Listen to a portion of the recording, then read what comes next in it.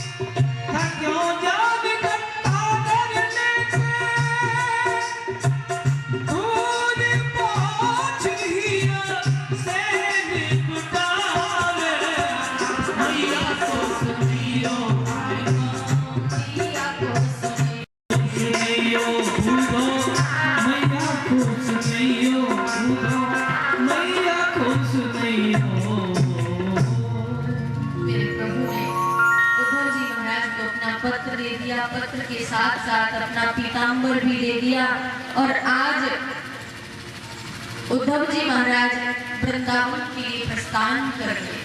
और इधर वृंदावन में सभी सखा प्रतिदिन प्रातः होते ही उसी मार्ग पर आकर के बैठ जाते हैं जो मार्ग मथुरा से आता है। कृष्ण की प्रतीक्षा में गाय भी केवल दुग्ध पान कराने के लिए, अपने बछड़ों को दुग्ध पान कराने के लिए घर चलता ही गया, विचार करने लगे कि अगर हमारा कान्हा हो तो अब तक तो रथ से नीचे उतर करके दौड़ करके हमारे हृदय से लग जाता, ये हमारा कान्हा नहीं है। और जैसे ही रथ रुका तो उसमें से उद्धव जी महाराज निकले। कन्हैया का पीताम्बर था, कन्हैया की सुगंधी थी उस पीताम्बर में। तो ब्रज की लता पताओं ने इस प्रकार से उद्धव जी महाराज के वस्त्रों को खींचा कन्हैया का हालचाल पूछने के लिए कि बता उद्धव हमारा कृष्ण कैसा है। ब्रज की लता पताओं ने सारे वस्त्रों को फाड़ दिया, उद्धव जी महाराज के वस्त्रों को फाड़ दिया वृक्षों। जब ब्रज के वृक्षों की ऐसी हालत है कृष्ण के बिना, तो हम और आप कल्पना भी नहीं कर सकते कि गोपियों की क्या स्थिति रही होगी, उन सखाओं की क्या स्थिति रही होगी, मैया यशोदा की क्या स्थिति रही होगी। जैसे ही रथ से नीचे उतरे सभी वृक्ष टहनियों में अब उद्धव जी महाराज के वस्त्रों को फंसा करके खींच रहे हैं अपनी ओर, उलझा करके अपने आप में कि बताओ उद्धव कृष्ण कैसा है, बताओ उद्धव कन्हैया कैसा है। और जैसे ही नीचे उतरे सभी सखाओं ने कहा कि अरे कृष्ण तुझे इतने वर्षों बाद याद आई, फिर भी इस अपने मित्र को मिलने के लिए भेज दिया, तो खुद नहीं आ सकता। कोई बात नहीं, जैसी तेरी इच्छा। अगर तुझे इस चीज में सुख मिलता है, शांति मिलती है हमसे दूर रहने में, तो हम जीवन भर तेरा वियोग सह लेंगे, लेकिन कभी भी तुझसे मिलेंगे नहीं कृष्ण। परसों की के परसों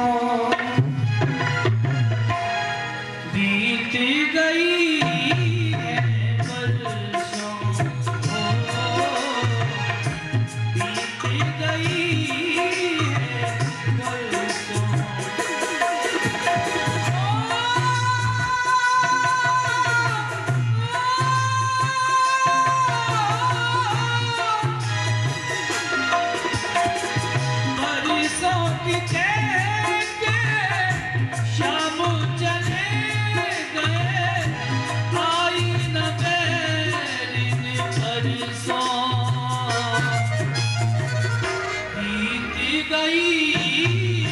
परसों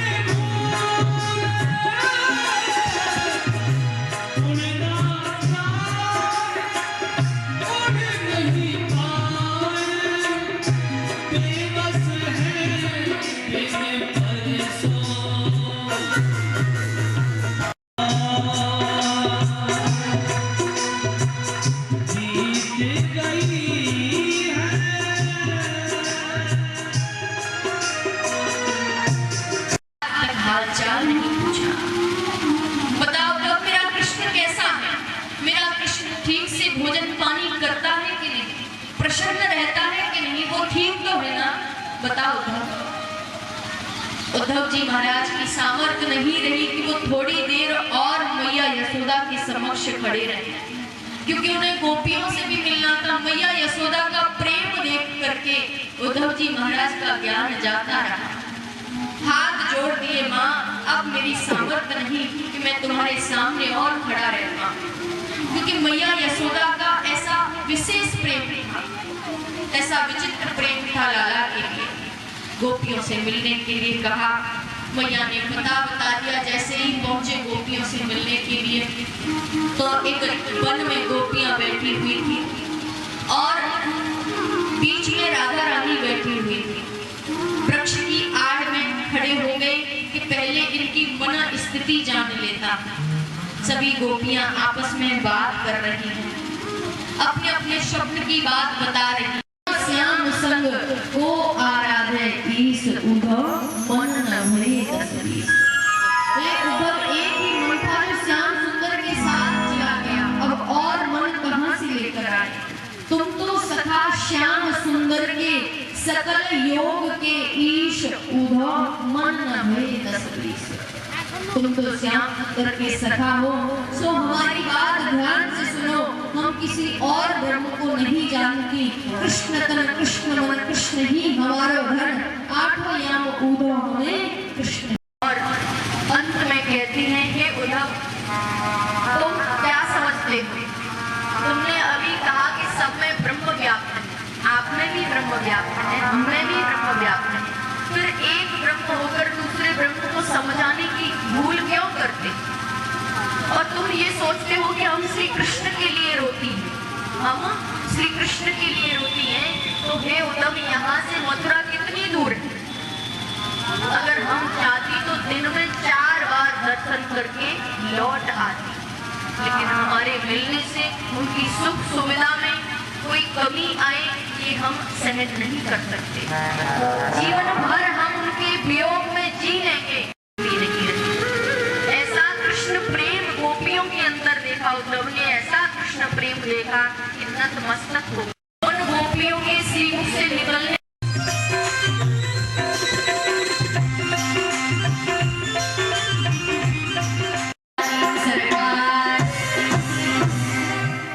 उद्धव जी महाराज वापस लौट करके मथुरा आते हैं और यहाँ मथुरा इसके पश्चात श्री सुखदेव जी महाराज वर्णन करते हैं कि कंस की मृत्यु का समाचार कंस की पत्नियों ने अपने पिता जरासंध 100 रुपए का दान भागो सुनो विजय से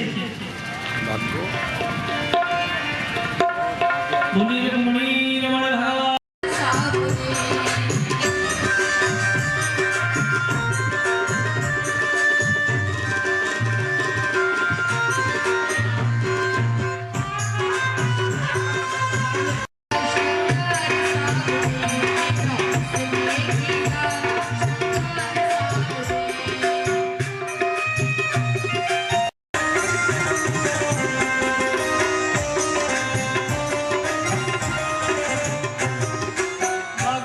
कलिया चुन चुन कर तेरा हार बनाया, बागों से कलिया चुन चुन कर तेरा हार बनाया।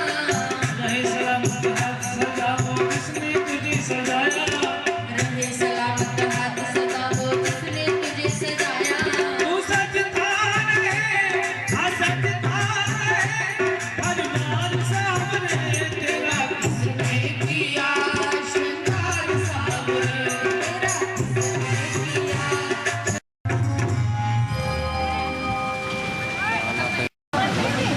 गाड़ी करो कोई गाड़ी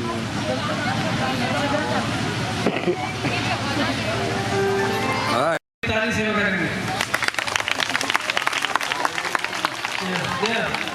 बैठ जा, कितनी जुगला जोड़ी देखो कितनी सुंदर है दोनों की। वरमाला का प्रमाण हो गया है। अब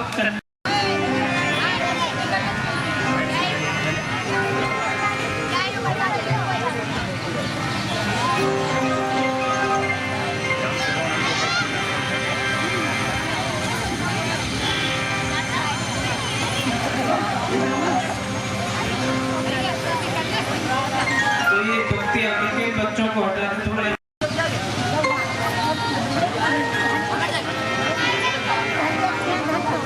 आओ मेरी सखियों मुझे ऐसी सजा दो, ऐसा सजा दो हमें मेहंदी लगा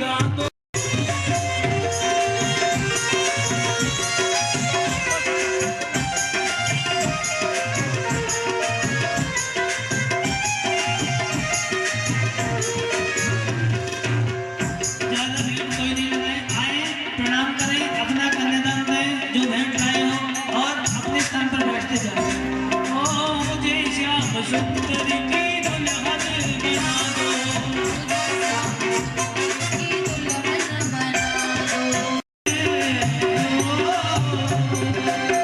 श्याम सत्यात मेरे फिर परिवा दो, दुल्हन बना दो।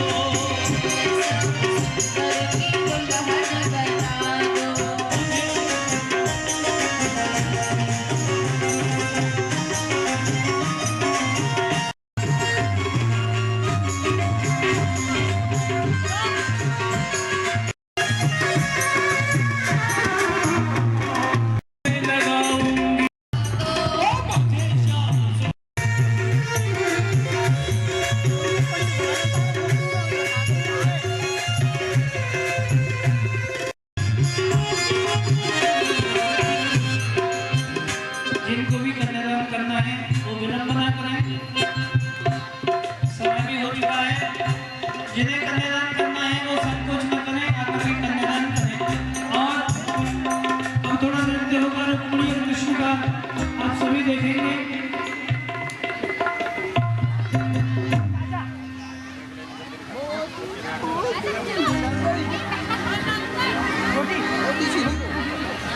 ये बाद में करना भैया, थोड़ा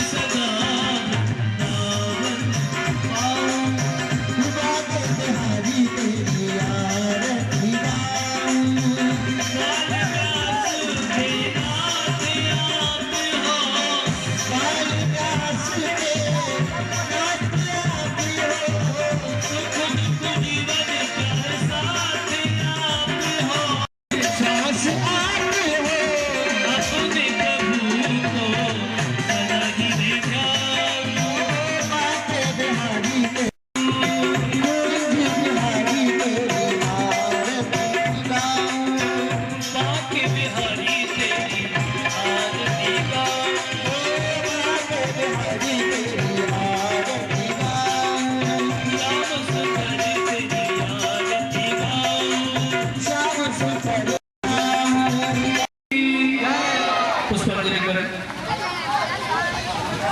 ओम यज्ञमंत देवास्तानि धर्माणि प्रथमन्यासन्नाह तेना तमहिमानस चंद्रेत्र पूर्वेः साध्यः सन्ति देवाः हरि ओम एकदन्ताय विद्महे वक्रतुण्डाय धीमहि तन्नो दन्ति प्रचोदयात् हरि ओम तत्पुरुषाय विद्महे महादेवाय धीमहि तन्नो श्रीरुद्रः प्रचोदयात् हरि ओम नारायणाय विद्महे वासुदेवाय धीमहि तन्नो श्रीविष्णुः प्रचोदयात् हरि ओम महालक्ष्मी च विद्महे विष्णुपत्न्यै धीमहि तन्नो लक्ष्मी प्रचोदयात् राधा प्रचोदयात् श्रीवंदगाम गुलजन भगवान नव जय पूर्णा गजात कर वीर साल पुष्पै बिल्वा प्रवाल तुलसी दल मंजर युतम पूजयामि जगदीश में प्रसीद नाना सुगंध पुष्पाणि यथा आलोक भवानी च पुष्पांजलि मया दत्तम ग्रहण परमेश्वराय पुष्पांजलि समर्पयामि।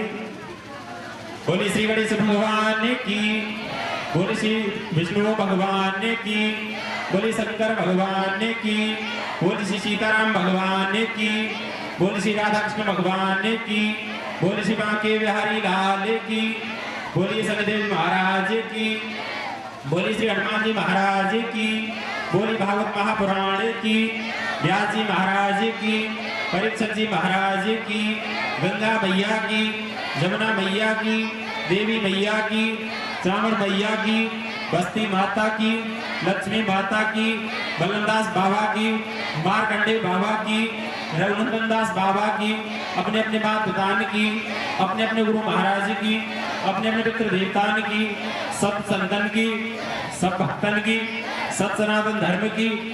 जय जय श्री राधेश्याम, जय जय श्री सीताराम। ओम नमो पार्वती पतये, हर हर महादेव शंभो। सभी भक्त प्रसाद लेकर जाएं।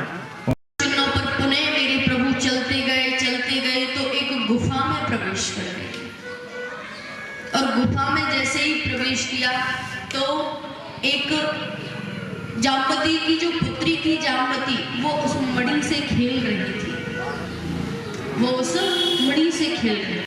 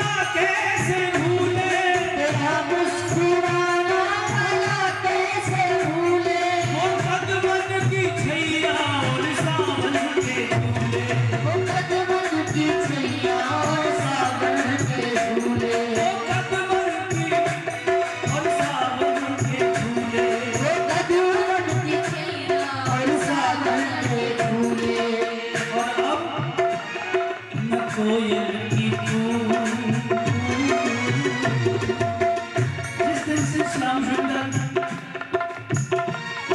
इस वृंदावन को छोड़ करके गए हैं, उस दिन से न कोयल की कूना पपीहा की थी, न कोयल मुलाकात की।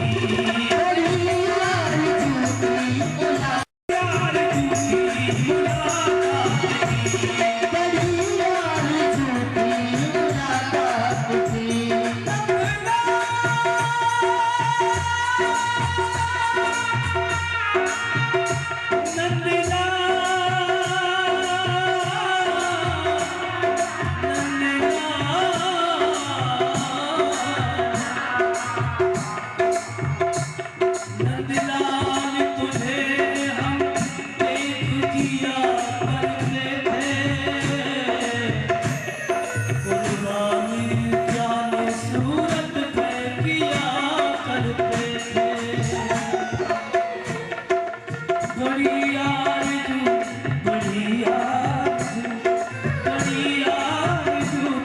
मुलाकात की, बड़ी यार झूठी मुलाकात की।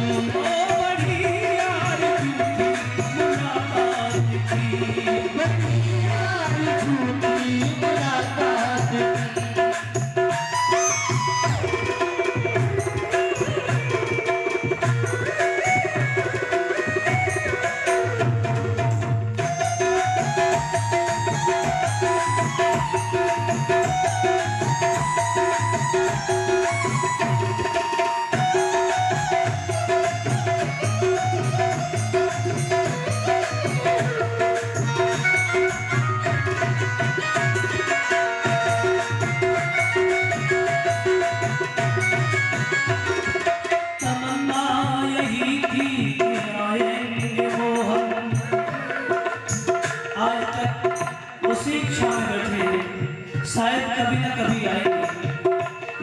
तमन्ना यही थी कि आएंगे मोहन, तमन्ना यही थी कि आएंगे मोहन, तमन्ना यही थी कि आएंगे मोहन, तमन्ना यही थी कि आएंगे मोहन। मैं चरणों में मारूंगी अपना ये तन, मैं चरणों में मारूंगी अपना ये तन।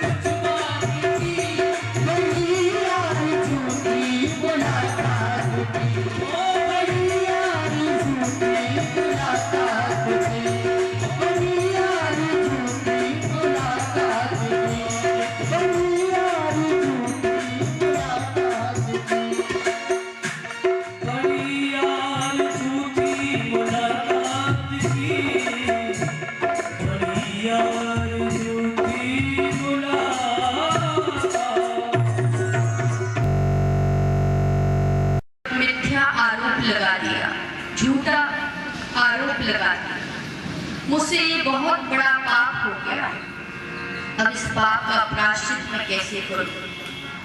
तो अगले ही दिन राजा सत्राजित अपने साथ उस मणि को लेकर के और अपनी पुत्री सत्यभामा को लेकर के महल में पहुंच गया और उस मणि को श्री कृष्ण को दे दिया और क्षमा याचना की कि हे प्रभु मुझे क्षमा कर देना, मुझसे बहुत बड़ी भूल हो गई।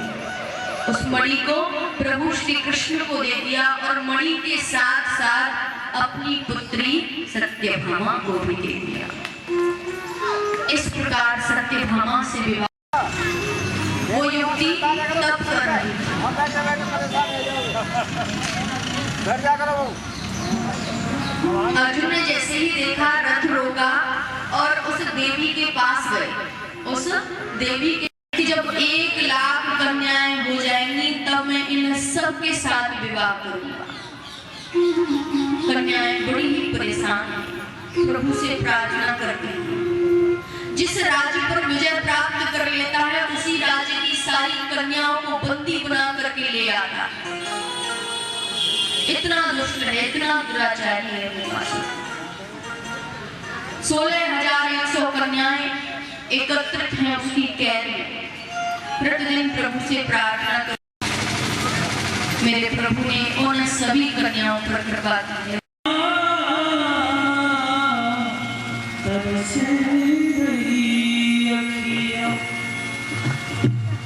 मिल जाओ श्याम तरस रही अखियाँ। मिल जाओ श्याम तरस रही अखियाँ।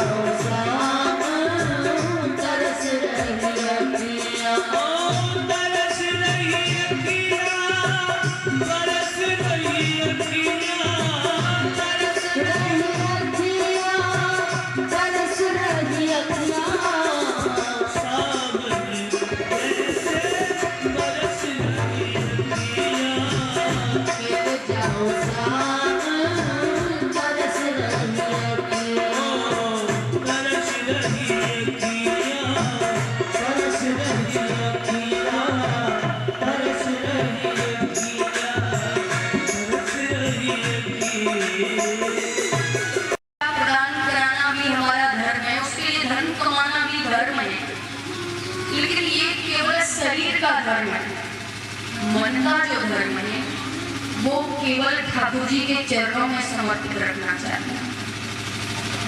मन पर किसी का हक मत होने दो, किसी का अधिकार मत होने दो। मन पर केवल ठाकुर जी का अधिकार होना चाहिए। कोई ये नहीं कहता कि आप इस परिवार को छोड़ करके अपने घर को छोड़, कितनी भी परिस्थिति आ जाए हमें भगवान को भूलना नहीं। सदैव हमें भगवान को याद करना। लेकिन जरा सी भी जीवन में कोई परेशानी आए हम तुरंत भगवान को भूल जाते हैं, भगवान को दोषी समझने लगते हैं। ऐसा हमें नहीं करना चाहिए। भगवान ने जीवन में हमें सब कुछ दिया, लेकिन भगवान को जो चाहिए वो हमने कभी भी भगवान को नहीं दिया।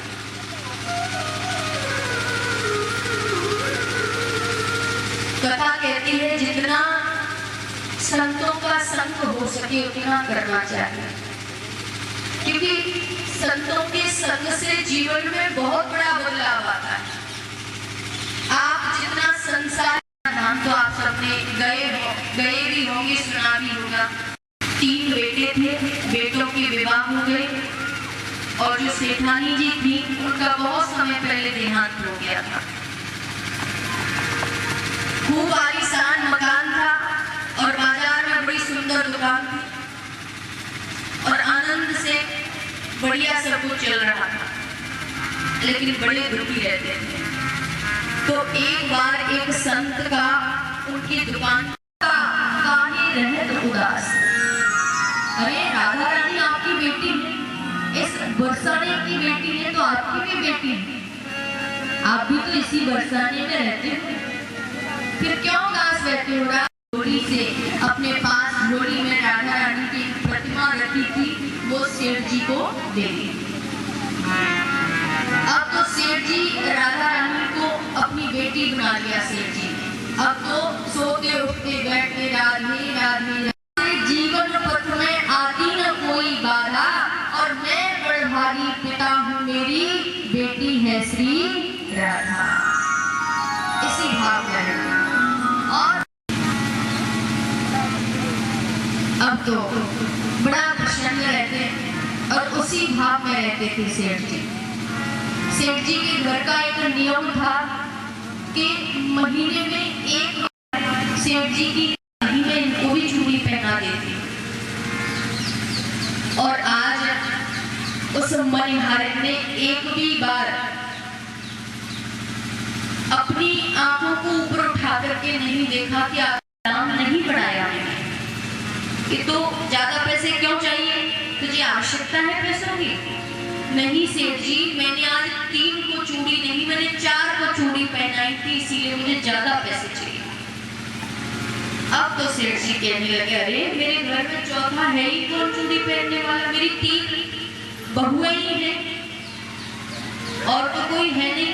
सेठानी जी हमारी बहुत समय पहले पधार चुकी, फिर तूने 4 को चूड़ी किसको पहनाई? मणिहारिन बोली, सेठ जी मुझे नहीं पता, लेकिन मैंने 4 को ही चूड़ी पहनाई। सेठ जी बोले, तू झूठ बोल रही है, तू झूठ बोल रही है, तुझे ज्यादा पैसे चाहिए। अब तो मणिहारिन को भी क्रोध आ गया, सेठ जी तुमने क्या मुझे भिखारिन समझ रखा? मैं क्यों झूठ बोलूंगी, जब मैंने 4 को चूड़ी पहनाई थी तो 4 की ही चूड़ी पहनाई लूंगी। हाँ तो सेठ जी बोले, देख मैं अभी तुझे 1 भी रुपया नहीं दूंगा, मैं घर जाऊंगा, घर जाकर के अपनी बहुओं से पूछूं